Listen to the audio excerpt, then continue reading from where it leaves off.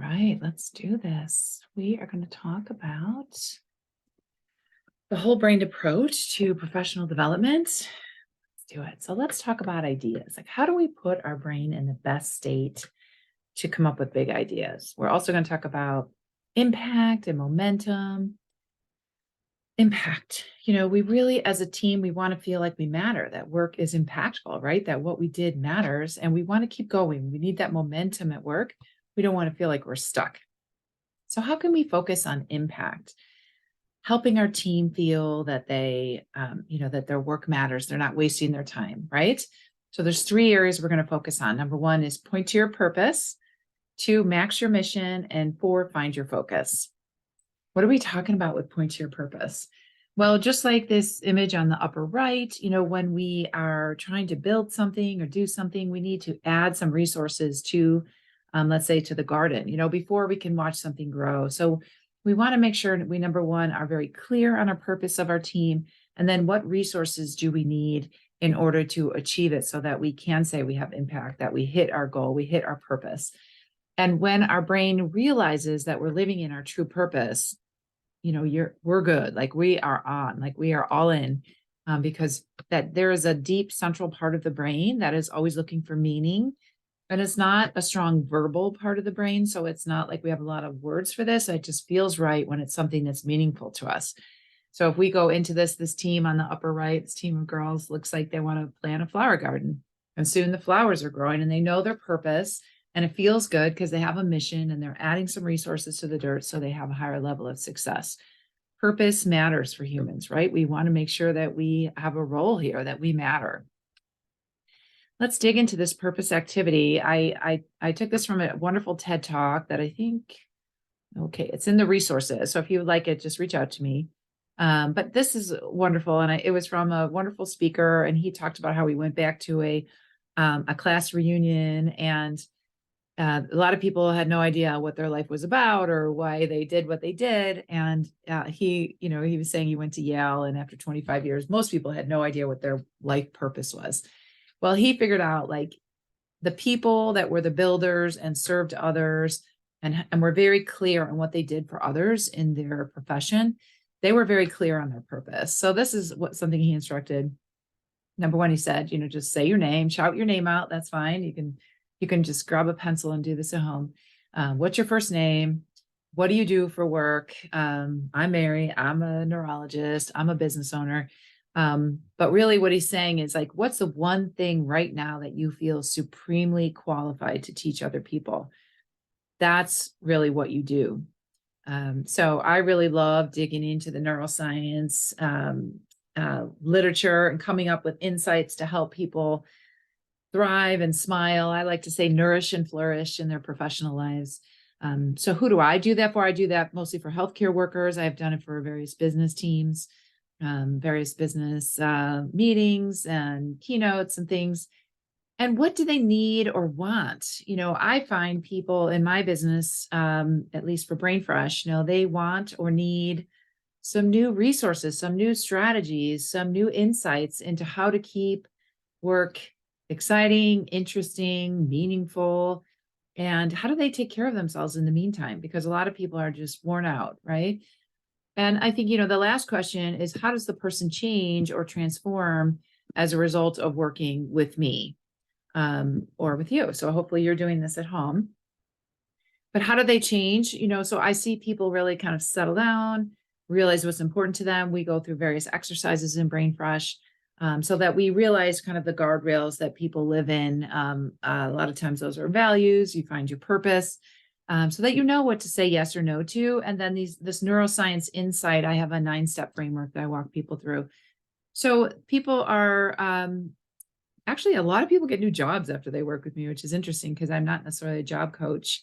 But I have seen people, start their own business. I'm now a business mindset coach as well. And so I've seen people start a business, thrive in their business because they've realized like what's important. What are the 9 important steps to link to their power of their neuroscience systems? So that's my purpose. And let's keep going here. So there we go. And so what this gentleman recommended in his TED talk is that you could then flip it on its head. And when people at a dinner party or a party or something ask you, hey, what do you do? It's like, well, I help people, keep their work life exciting by neuroscience strategies, exciting and joyful. And they say, wait, how do you do that? Like I have the 9-step framework that help people so that they have clarity on what to say yes or no to, and how to really live fully in their strengths. What's my title? I am the owner of Brain Fresh. So the other thing is the research has suggested that there are things that we can do each day to put our brain in a more expansive setting. So it's in a perceptual setting that will help us to see all the data and to be more creative. And so that I always think like I'm a builder. I like to build things. I like to take pieces and put things together. And I didn't know how that could go with neurology or how that could go with somebody that works in academic medicine, but it has helped me because I built grants and I built, teams that have worked on grants and teams that have worked on wellness and teams that have built like pediatric MS programs. So I do like to get people together and build something and figure out what's important to us and then work toward the goal. And then interestingly, the research suggests that if we live more 3-to-1 in positive emotions, which is all the lower part of the circle here, this diagram, compared to the negative emotions, if we're 3 positive, 1 negative, we feel like we're flourishing, like life is good, we got it. It's not that life is perfect. No one's perfect because there will always be negative emotions. But if we just balance it and we had some tools to balance it, we can then change make our mind more expansive is what the research suggests. So Dr. Barbara Fredrickson is the one that wrote this book, and she wrote other books and did, decades of research and was really just a national voice for positive psychology.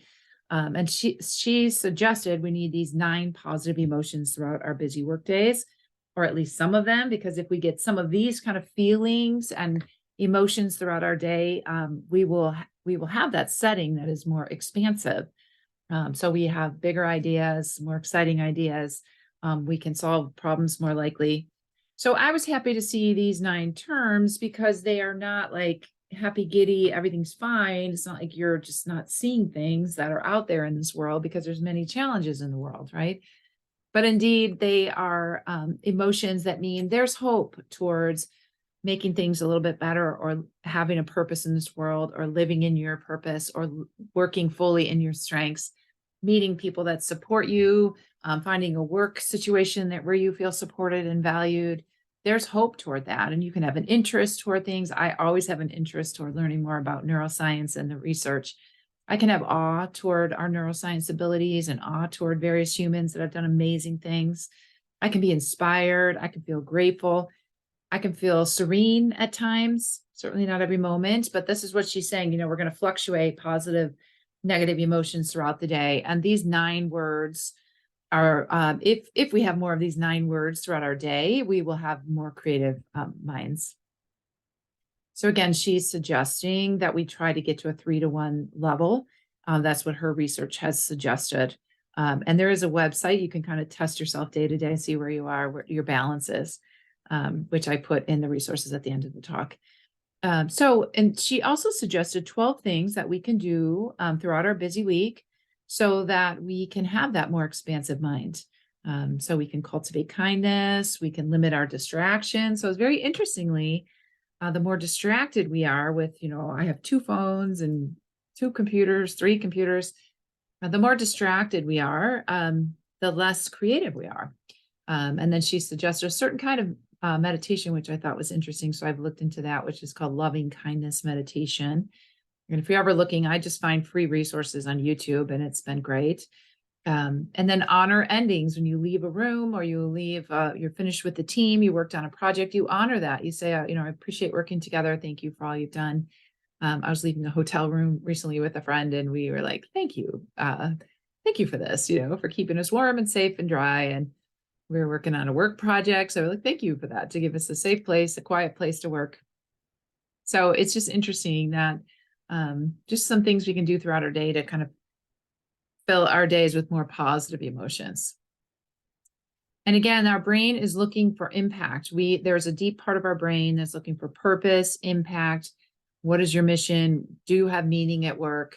So these are some questions that help us find that. Do what are some parts of your day that fuel you? Where do you feel like you add value in this world?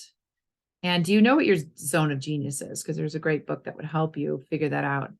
Um, do you know your strengths? If they're hard for you to kind of rattle off, then it's a good idea to do that evaluation called Clifton Strengths. It doesn't take a lot of money or time to do it, but they'll give you kind of your top 5 strengths according to their test. And then what do you place your energy towards? And do you place it towards something that you do the best? Because why not use fully all your gifts and strengths? Cute little faces, just to remind us that what we do, we hopefully are making the future generations, make it a little bit easier for the future generations. So how can we really feel like we can have impact? We can focus on what matters to me personally, to you personally, and your team. You can have your attention on it, and you can have your intention on your focus. We can kind of shut down all those distracting things that are trying to pull our attention each day, but really get to what's important to us. So there's a value worksheet, and I want to go over that with you.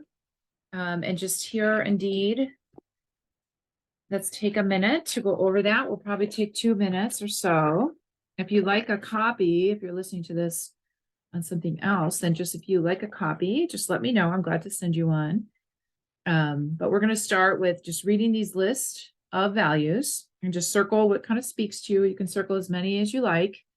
And then you try to group them into 5 groups. So you have 1, 2, 3, 4, 5, 6. You have 6 that you can put in each group. And then once you have 6 in each of the columns, then you're going to circle one word in the column, as that one is the word that best describes that column.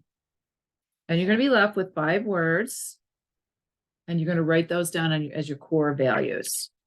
And values are kind of like our line in the sand. They're things that are really deeply meaningful to us, important to us, things that we don't like to cross. And if we cross, we don't feel good about it. So if there's some tension at work, sometimes we're crossing a value. We need to kind of clarify exactly what our values are. So how do we keep our team, our professional development whole-brained? We want to acknowledge that there are neuroscience tips and tricks to help us put our brains into a big idea state. We need to make sure we feed the need of the brain to feel like it matters, that it has impact. And then there's things we can do to keep the momentum going. Right? Well, thank you for your attention. I appreciate it. And reach out with questions.